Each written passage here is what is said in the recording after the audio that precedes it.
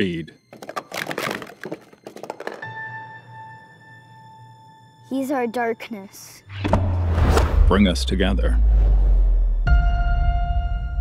To the sport no one ever hears about.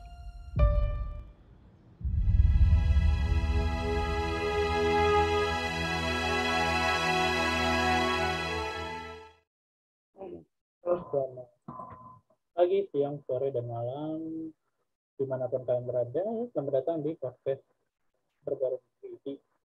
Kali ini di episode terbaru, gue bakal ngebahas film Thailand. Judulnya Fast and Furious. Mungkin kalau dari fontnya orang pada ngira ini lanjutannya Fast and Furious ya, karena ada tulisan Fast-nya juga tuh. Ya, sebenarnya apakah di Parawati menurut gue iya. Ntar bakal dijelasin tuh kenapa pakai font kayak gini. Jadi ini tuh film terbaru dari Mas Nawapol apa ya, gue lupa nama panjang. Bukan Nawapol deh, gue ingetnya Nawapol. Nawapol ini adalah sutradara Thailand yang bisa dibilang unik tuh ya, menarik banget. Dia pernah bikin film Happy Old Year. Gue nonton Happy Old Year itu yang main Albert Sutimon. Terus Nawapol bikin apa lagi ya, gue lupa. Heart Attack gue nonton. Nawapol gue berdua Happy Old Year sama Heart Attack. Film-film dia emang punya ciri khas shot-shot yang aneh-aneh sih. Bukan aneh dalam artian jelas, tapi aneh dalam artian bagus. Shotnya tuh lucu gitu. Shot dia tuh selalu lucu dan lainnya itu adalah nyeleneh. Ya gimana ya? Dan di film ini dia nunjukin gitu seberapa nyelenehnya banget gitu. And film ini punya cerita yang unik gitu. Thailand tuh nggak tahu kenapa ya, kalau bikin film cerita selalu unik-unik gitu. Selalu beda lah dari yang lain.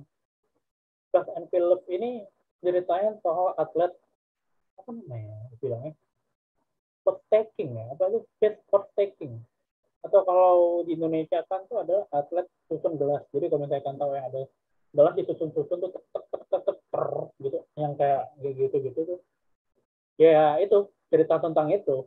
Lu pikir aja deh, siapa coba orang di dunia ini kepikiran bikin film komedi romance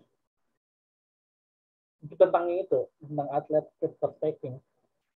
Karena kan orang ya biasanya kan kayak basket, sepak bola, golf lah, mentok-mentok golf, catur. Ini tuh tiba-tiba bikin cerita soal atlet susun gelas cepat gitu. Kan itu udah aneh banget gitu. Cerita tentang seorang laki-laki namanya Kau yang dari sekolah itu tuh dianggap dia nggak punya masa depan karena cita-citanya aneh sendiri gitu. Orang kan pengen jadi guru, dokter apa. Dia pengen jadi atlet susun gelas gitu. Yang jelas-jelas orang juga bingung dapat duitnya dari mana anjir. Kan orang pasti juga bingung. Lah dapetin duit dari susun gelas itu dari mana gitu. Jadi kayak dia selalu dibilang kata orang yang punya masa depan, dan dia akhirnya ketemu sama Jay, cewek dari Thailand, teman sekelasnya, yang waktu itu dibilang sama gurunya dia adalah perempuan average woman. Jadi kayak perempuan yang hidupnya normal biasa-biasa aja gitu. Jadi Jay ini bertekad untuk bisa membantu Kau untuk bisa jadi atlet gelas susun cepat internasional dan bisa mengalahkan rekor dunia gitu. Karena kalau dia udah bisa mengalahkan rekor dunia, dia bisa dapat uang dari situ. Jadi selama itu dia nggak punya uang gitu. Jadi Jay ini melakukan apapun demi itu gitu, supaya dia nggak jadi average woman gitu. Dari sinopsisnya dia terkesan sangat aneh sekali gitu. Karakternya juga udah aneh gitu. Karakter utamanya dua-duanya aneh. Dan gue rasa ini kayak pemainnya, gue nggak tahu ya apakah gue kurang jauh mainnya apa gimana, tapi jarang kelihatan juga sih di banyak film ya. Kayak si yang pemeran dia ini Urasaya deh, gue lupa nama panjang. Kalau orang Thailand tuh suka banget si Urasaya apa lagi tuh pokoknya. Dia itu masih baru, seingat gue tuh baru main di film Brother of the Year, dan itu pun ya bagus. Tapi di sini gue lebih suka lagi sih dia, actingnya kocak dan ikonik banget. Beneran kocak dan ikonik banget. Konten film ini menurut gue adalah film komedi tergila tahun ini. Gue bilang kayak gitu karena gue sepanjang nonton gitu ngakak geleng-geleng terus. Gue dalam pikiran gue tuh ya Allah, ini dalam pikirannya si Nawafel tuh apa sih bisa kepikiran komedi yang gilanya itu benar-benar kayak ini bom tuh meledak setiap saat itu meledak terus gitu. Saking gila banget komedi itu. Gue bingung deh. Orang Hollywood aja nih atau orang Indonesia nih kalau bikin komedi itu gak ada yang segila ini gitu. Apa ya? Patahan-patahan komedinya itu benar-benar gila gitu. Dan yang gue suka adalah film itu konsepnya kayak ngeparodiin banyak-banyak, bukan ngeparodiin sih, banyak ngereferensiin ke pop culture. Kayak yang paling jelas, yang paling lucu, yang paling kocak adalah ngeparodiin Parasite. Ini bukan scary movie yang emang jualan ngeparodiin, tapi parodi-parodinya itu dimasukin dalam unsur ceritanya gitu. Dan itu nggak dijual sebagai film parodi gitu. Tapi untuk kebutuhan cerita, bisa-bisanya itu jadi kebutuhan ceritanya gitu. Itu Parasite, tiba-tiba ada musik Parasite-nya, ada cerita utamanya yang ikoniknya itu sesuatu lagi. Udah gitu ada masukin Avengers, parodiin Avengers, ada ngeparodiin ada ngereferensiin ke John Wick, ada ngereferensiin ke DC, macam-macam. Kalau misalnya kalian ada sinetfil yang senang dengan pop culture, kalian nontonnya pasti ngakaknya bakal double lebih gila gitu. Karena emang Fast and Furious ini menawarkan komedi absurd yang tingkatan levelnya itu udah apa ya, kalau komedi-komedian absurd lainnya kayak Indra Primawan nonton film itu dia udah sembah sujud banget gitu. Karena komedinya tuh emang bener-bener gue sebagai nontonnya kayak astagfirullahaladzim, dapat ide beginian dari mana, gitu. Nggak usah ngomongin komedi, ceritanya aja tuh gue bingung ngerisetnya tuh kayak gimana. Karena di sini Nawapol nawarin cerita soal atlet speed taking, sebutannya speed taking. Itu secara detail dia nunjukin gimana susahnya jadi atlet speed taking gitu. Gimana latihannya mereka, gimana mereka konsentrasi, gimana harus hening, gimana harus apa ya, benar-benar nggak boleh ada kesalahan dan segala macamnya, itu benar-benar dilihatin secara detail. Gue penasaran aja sih, cara Mas Nawapol ini tuh ngeriset atlet itu dari mana, karena jumlah atlet speed taking di dunia itu masih kehitung jari gitu. Karena orang nggak banyak juga yang bisa gitu dengan nggak semua orang punya skill tangan cepat gitu kayak gini gitu. Makanya gue kayak ini orang dapat ide dari mana sih? Itu sampai kepikiran gitu untuk dijadiin satu cerita. Dan gilanya itu komedi yang absurd banget. Dan parahnya adalah film ini juga kan Nawapol itu terkenal sebagai orang yang seneng banget bikin romance patah hati ya.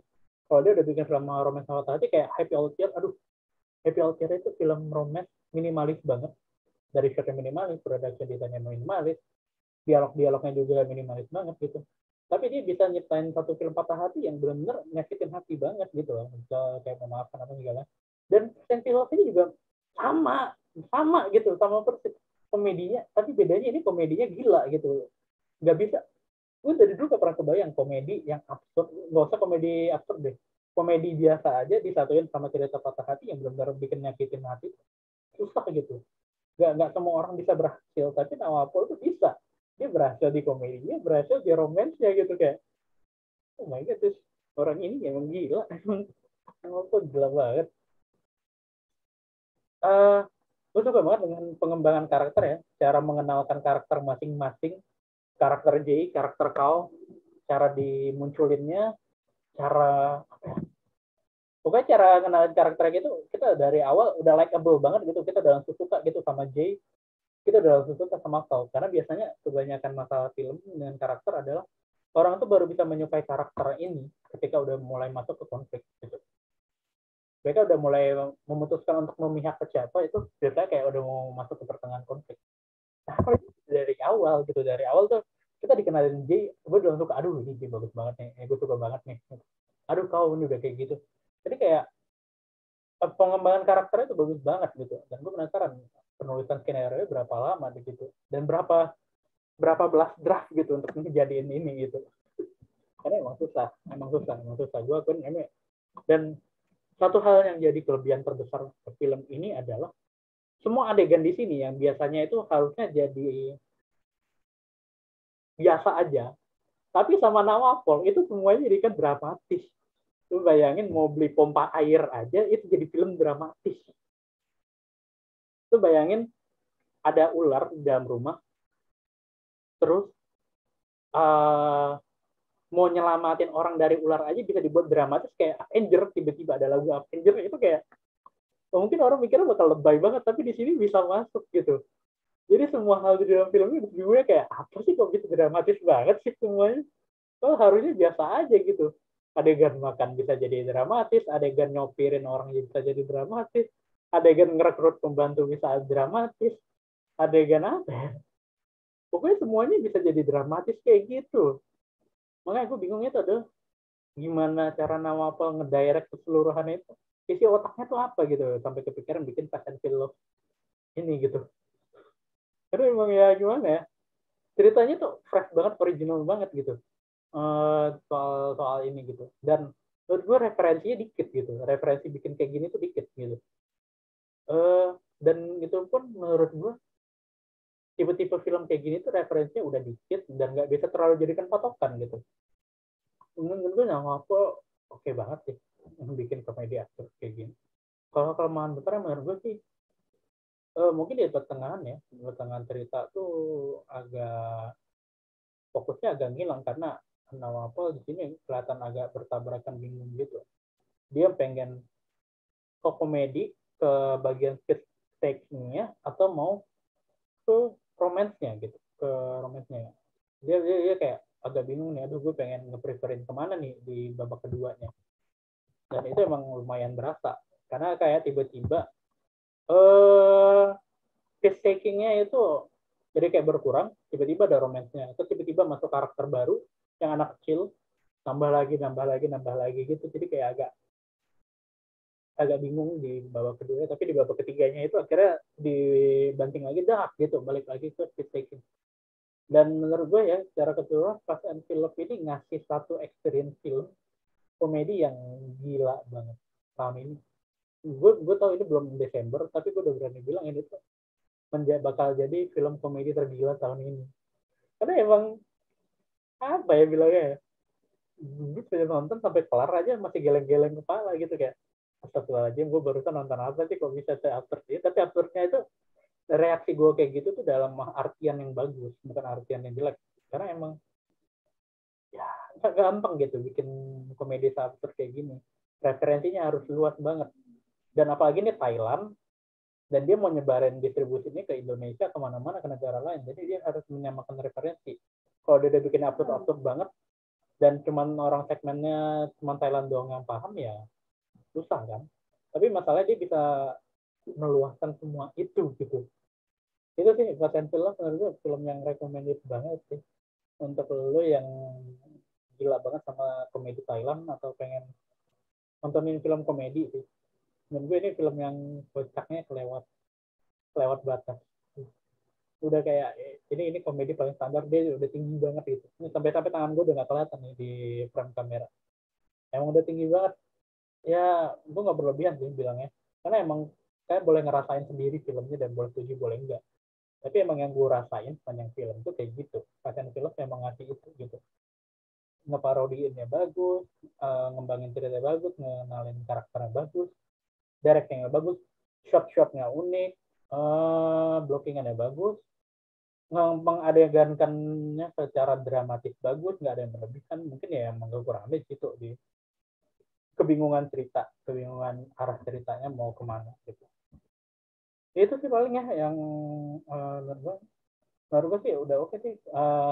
Karena kalau misalnya filmnya masih tayang di bioskop, kalian belum tergerus sama KKN yang makin layar makin banyak, sempetin aja sih nonton Fast and Furious. Menurut gue nggak akan rugi karena durasinya juga panjang, 2 jam 12 menit, singkat gue sih 2 jam 12 menit, dan itu gila banget filmnya. Udah sih recommended banget sih, kalau menurut gue recommended banget, gue suka dan sangat-sangat highly recommended buat kalian semua nonton film satu ini. Jadi sih paling itu aja sih untuk di episode kali ini. Semoga kalian setuju. Kalau tidak setuju tidak apa-apa, tidak masalah. Dan semoga kalian tertarik untuk nonton film ini di bioskop. Kalau masih tayang atau kalau tayang di kota kalian. Karena gue dengar katanya filmnya tayangnya terbatas, nggak semua bioskop CGV atau Cinepolis nayangin gitu ya. Alhamdulillah kota gue nayangin dan bisa kesempatan nonton. Ya itu sih paling dari gue dari review kali ini. ingin mengucapkan terima kasih banyak untuk yang sudah nonton dan mendengarkan. Sampai jumpa di episode selanjutnya dan tetap ikutin terus reviewnya. Semoga ini kita tetap nge-review lagi.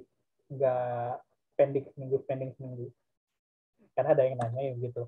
Bang, kalau kemarin tiba-tiba rajin, tiba-tiba sekarang minggu ini nggak ada ngupload ya. Ya maaf aja, sibuk apa, nggak tahu. Ya udah deh, gitu aja deh, ntar kepanjangan banget. Oke, terima kasih banyak semua. Bye.